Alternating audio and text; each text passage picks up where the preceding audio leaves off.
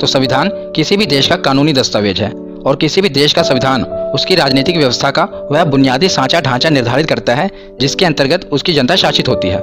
मतलब कि जनता पर शासन करने के लिए एक कानूनी दस्तावेज होता है जिसे संविधान कहते हैं। तो किसी भी देश का शासन व्यवस्था को चलाने के लिए वहाँ का संविधान होता है और संविधान दो तरह का होता है, लिखित और अलिखित। लिखित उदाहरण के तौर पर भारत का संविधान ये लिखित संविधान है और अलिखित ब्रिटेन का संविधान हो गया, सऊदी अरब का संविधान हो गया, ये अलिखित संविधान है। ये भी पूछा गया एग्जाम में। तो हम भारतीय संविधान को 3 फेजेज में पढ़ेंगे। पहला बनते हैं तो हम पढ़ते हैं 1773 ईस्वी का रेगुलेटिंग एक्ट।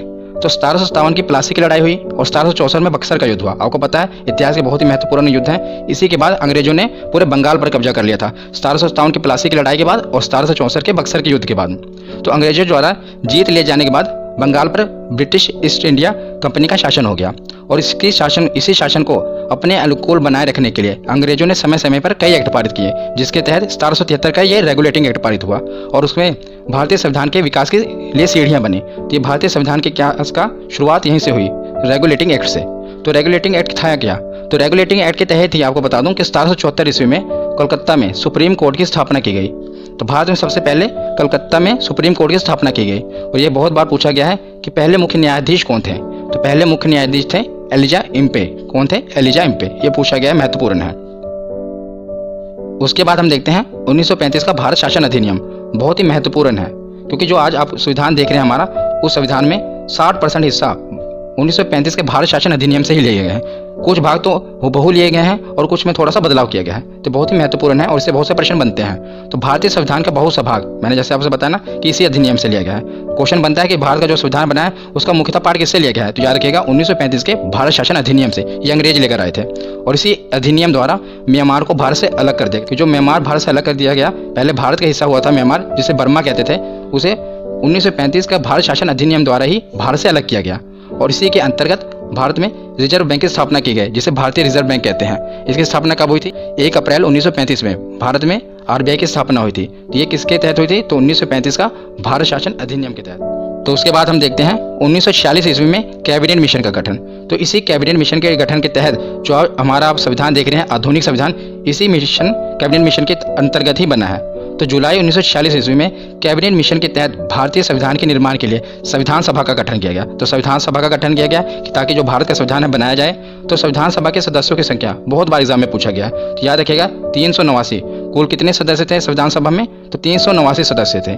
तो उसमें से 292 ब्रिटिश प्रांतों के प्रतिनिधि थे। तो ब्रिटिश प्रांतों के प्रतिनिधि कैसे, मैं आपको बताता हूँ। जैसे कि जो हमारा पूरा भारत था, पूरे भारत पे अंग्रेजों का अधिकार नहीं था। लगभग 60% जो हिस्सा था उसमें पूरा डायरेक्ट अंग्रेजों का अधिकार था और जो लगभग 40% हिस्सा है उसमें राजा रजवाड़ों जो देशी रियासतें हैं उनका अधिकार था। कहीं पर फ्रांस का अधिकार था, कहीं पर पुर्तगाल का अधिकार था। मतलब 60% तो डायरेक्ट अंग्रेजों के अधीन था। तो उसे हम ब्रिटिश प्रांत कहते हैं। और बाकी जो देशी रियासतें हैं इस पर राजा रजवाड़ों का अधिकार था। जैसे राजस्थान हो गया, कुछ हिस्सा मध्य प्रदेश का हो गया, वहाँ पर राजा रजवाड़ों का अधिकार था, इसीलिए उसे हम देशी रियासत कहते हैं। ठीक है। तो जब हमारा संविधान बना तो 292 ब्रिटिश प्रांतों के प्रतिनिधि आए, जहाँ पर मतलब ब्रिटिश सरकार का डायरेक्ट अधिकार था, वहाँ से 292 मेंबर चुने गए और 93 देशी रियासतों के प्रतिनिधि आए। मतलब जो राजा थे वो 93 देशी रियासतों के प्रतिनिधि मेंबर बन के आए और 4 चीफ कमिश्नर। तो ये संख्या पूछी जाती है ज़्यादातर कि ब्रिटिश प्रांतों के प्रतिनिधि कितने थे? तो याद रखिएगा 292 और 93 थे देशी रियासतों के और कुल कितने थे? तो 389 थे। तो उसके बाद अब हम आगे देखते हैं संविधान सभा की कार्यवाही कि आखिर हमारा संविधान बना कैसे। तो उसमें मुख्यतः आपको 3 डेट याद रखनी है। एक 9 दिसंबर 1946, उसके 2 दिन आप जोड़ देंगे तो 11 दिसंबर 1946, उसमें 2 दिन आप जोड़ देंगे तो 13 दिसंबर 1946। ना जाने कितनी बार एग्जाम में ये डेट पूछी गई है। तीनों डेट बहुत ही महत्वपूर्ण है, आपको रटना नहीं है, बस आपको मैं याद करा दूंगा। देखिए कैसे। तो शुरुआत आप देखते हैं 9 दिसंबर 1946। बहुत ही महत्वपूर्ण दिन है क्योंकि संविधान सभा की जो पहली बैठक हुई, हमारा संविधान कैसे बनेगा, उसकी रूपरेखा क्या होगी, सब कुछ पहली बैठक 9 दिसंबर 1946 ईस्वी के दिन हुई। तो बहुत ही ऐतिहासिक दिन है। पर इस बैठक का मुस्लिम लीग ने बहिष्कार किया। तो पूछा गया है कि संविधान सभा का बहिष्कार किसने किया था? तो मुस्लिम लीग ने। मुस्लिम लीग ने बहिष्कार क्यों किया? क्योंकि मुस्लिम लीग ने अलग अलग देश की मांग कर रहे थे, वो पाकिस्तान की मांग कर रहे थे, इसलिए उन्होंने संविधान सभा का बहिष्कार कर दिया। तो जब ये संविधान सभा की बैठक हुई तो उसमें एक अध्यक्ष भी चुनना था क्योंकि एक अध्यक्ष तो जरूरी है। पर जब बहिष्कार हो गया तो सभा ने सोचा कि पहले एक अस्थायी अध्यक्ष चुन लेते हैं, उसके बाद हम स्थायी अध्यक्ष चुन लेंगे। तो सभा ने निर्णय लिया, संविधान सभा ने, कि हम एक अस्थायी सदस्य चुनेंगे। तो सभा का जो सबसे बुजुर्ग सदस्य था डॉक्टर सच्चिदानंद सिन्हा, ये सबसे सीनियर थे, इन्हें अस्थायी अध्यक्ष चुन लिया गया कि जब तक स्थायी अध्यक्ष नहीं हो जाता आप अस्थायी अध्यक्ष रहेंगे। और उसके 2 दिन बाद जब संविधान सभा की बैठक हुई तो डॉक्टर राजेंद्र प्रसाद को संविधान सभा का स्थायी अध्यक्ष चुन लिया गया। बहुत ही महत्वपूर्ण है दोनों, याद रखिएगा। जब आपसे पूछा जाए कि संविधान सभा का अस्थायी अध्यक्ष कौन थे तो याद रखिएगा डॉक्टर सच्चिदानंद सिन्हा थे, डॉक्टर सच्चिदानंद सिन्हा। पर जब पूछा जाए कि स्थायी अध्यक्ष कौन थे तो डॉक्टर राजेंद्र प्रसाद। तो उसके 2 दिन बाद 9 हो गई, फिर 11 दिसंबर 1946 हो गई। अब देखते हैं 13 दिसंबर 1946। तो 13 दिसंबर 1946 को जवाहरलाल नेहरू ने सभा के समक्ष उद्देश्य प्रस्ताव, जिसे हमारे भारतीय संविधान की प्रस्तावना कहते हैं, उसे पेश किया और इसी के साथ संविधान बनने की कार्यवाही शुरू हुई। तो ये क्वेश्चन पूछा जाता है कि जवाहरलाल नेहरू ने उद्देश्य प्रस्ताव कब पेश किया, तो इसे 13 दिसंबर को, जब अध्यक्ष बन गए उसके बाद ही आगे कार्यवाही शुरू होगी संविधान सभा की। उसके 2 दिन बाद 13 दिसंबर को उन्होंने उद्देश्य प्रस्ताव पारित किया, पेश किया संविधान सभा के। तो उसके बाद हम कुछ प्रमुख समितियों के अध्यक्ष देख लेते हैं। ये सभी मोस्ट इंपोर्टेंट है, बहुत बार एग्जाम में डायरेक्ट पूछे जाते हैं और 1 नंबर का। आपको कुछ नहीं करना, बस इसको देखिए कैसे याद करते हैं। सबसे पहले संचालन समिति, तो संविधान सभा के अध्यक्ष कौन थे तो डॉक्टर राजेंद्र प्रसाद, वही संचालन समिति के अध्यक्ष थे। उसके बाद प्रारूप समिति यानी कि ड्राफ्टिंग समिति कि संविधान की रूपरेखा क्या होगी, कैसे बनाना है, तो उसके अध्यक्ष सभी को पता ही होना चाहिए, बाबा साहब डॉक्टर भीमराव अंबेडकर, ये प्रारूप समिति के अध्यक्ष थे। तीसरा याद रखना है आपको, प्रांतीय संविधान समिति। प्रांतीय मतलब कि जैसे आपको पता है भारत आज हम राज्य कहते हैं ना, उस समय प्रांतों में बटा हुआ था। तो इस सभी प्रांतों को एकजुट किसने किया, भारत को एकजुट किसने किया, तो सरदार वल्लभ भाई पटेल ने। इससे आप याद रख सकते हैं कि प्रांतीय संविधान समिति के अध्यक्ष कौन थे तो सरदार वल्लभ भाई पटेल। उसके बाद देते हैं संघीय संविधान समिति। संघ मतलब कि केंद्र, तो हमारे पहले प्रधानमंत्री पंडित जवाहरलाल नेहरू संघीय संविधान समिति के अध्यक्ष थे। और राष्ट्र ध्वज संबंधी समिति जो बनी थी उसके अध्यक्ष कौन थे, तो ये भी एसएससी में पूछा गया था कि राष्ट्र ध्वज संबंधी समिति के अध्यक्ष कौन थे, तो डॉक्टर राजेंद्र प्रसाद। आपको ये 5 याद होना चाहिए और बहुत ही महत्वपूर्ण है, आपको याद भी हो गए होंगे क्योंकि ज़्यादा इसमें कुछ डिफिकल्ट नहीं है। उसके बाद हम देखते हैं कि आपको पता है कि मुस्लिम लीग ने संविधान सभा का बहिष्कार कर दिया क्योंकि वो अलग देश की मांग कर रहे थे। तो आखिर दिन आ ही गया कि 3 जून 1947 को यह घोषणा कर दी गई कि भारत का बंटवारा होगा। भारत का बंटवारे की घोषणा कब की गई, तो 3 जून 1947 को। तो भारत जो है अपना आज़ादी दिवस 15 अगस्त 1947 को मनाता है, पर पाकिस्तान अपना आज़ादी दिवस 14 अगस्त 1947 को मनाता है। तो जब देश का विभाजन हो गया तो उसके बाद जो संविधान सभा बैठी थी उसका पुनर्गठन हुआ। तो 31 अक्टूबर 1947 को संविधान सभा का पुनर्गठन किया गया।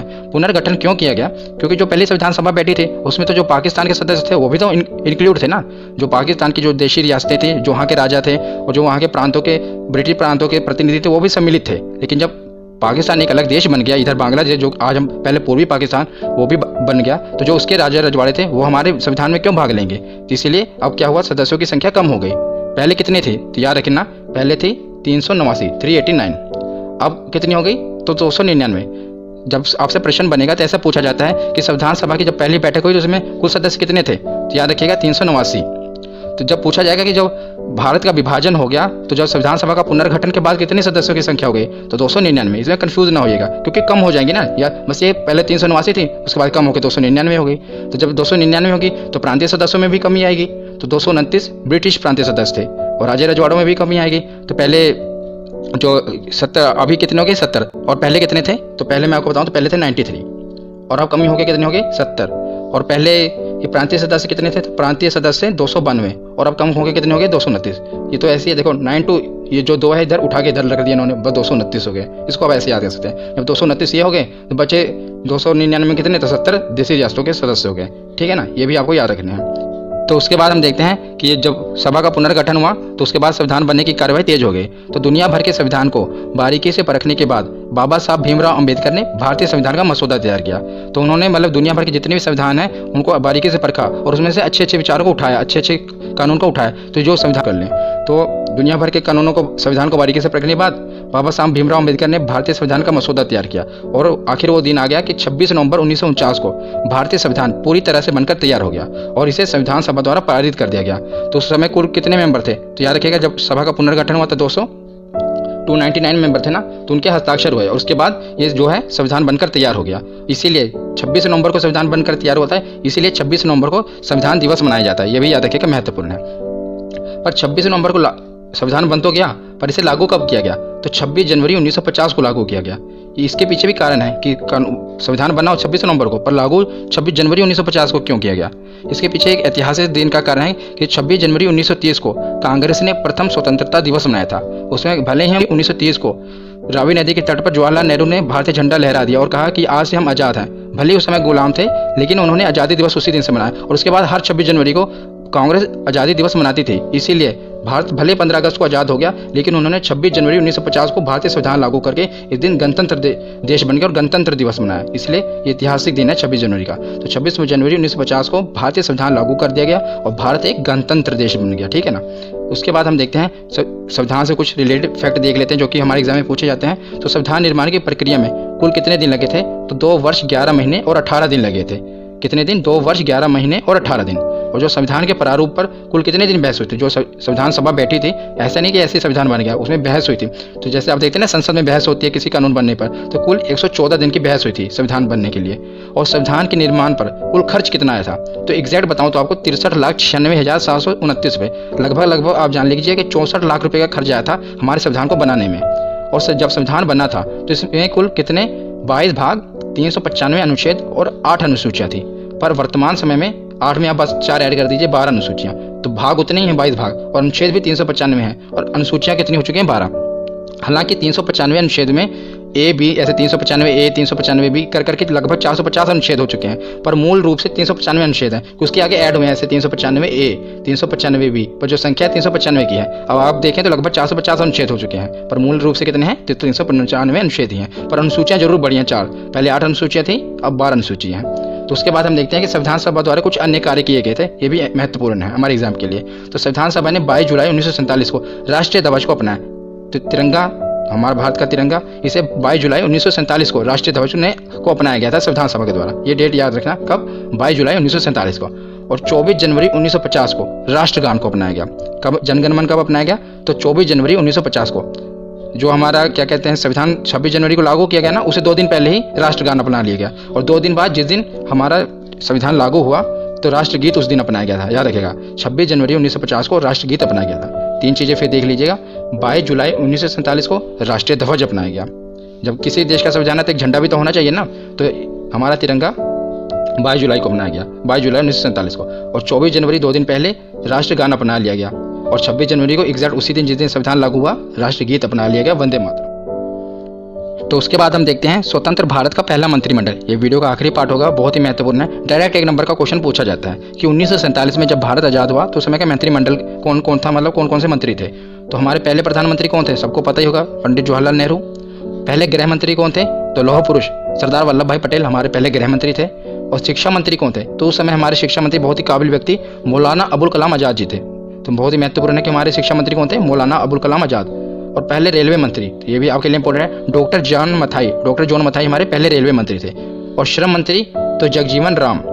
रक्षा मंत्री कौन थे? तो बलदेव सिंह। ये बलदेव सिंह एसएससी में पूछा गया क्वेश्चन है कि हमारे पहले रक्षा मंत्री कौन थे। तो इसको आप याद करने के लिए मैं अगर आपको ट्रिक बता दूं, वैसे याद होना चाहिए, पर ट्रिक के लिए अगर आप देखें तो रक्षा मंत्री, देखिए रक्षा करना है तो बलवान व्यक्ति होना चाहिए जिसके अंदर भुजाओं में बल हो। इसलिए आप बलदेव याद रखना कि बलदेव होगा, अगर वो बलवान होगा तभी तो हमारी देश की रक्षा कर पाएगा, क्योंकि एसएससी में पूछा गया, इसलिए मैं आपको इसकी ट्रिक बता रहा हूँ। ये इंपॉर्टेंट है कि हमारे पहले रक्षा मंत्री कौन थे? तो बलदेव सिंह थे। पहले स्वास्थ्य मंत्री तो राजकुमारी अमृत कौर, ये हमारी पहले स्वास्थ्य मंत्री थे।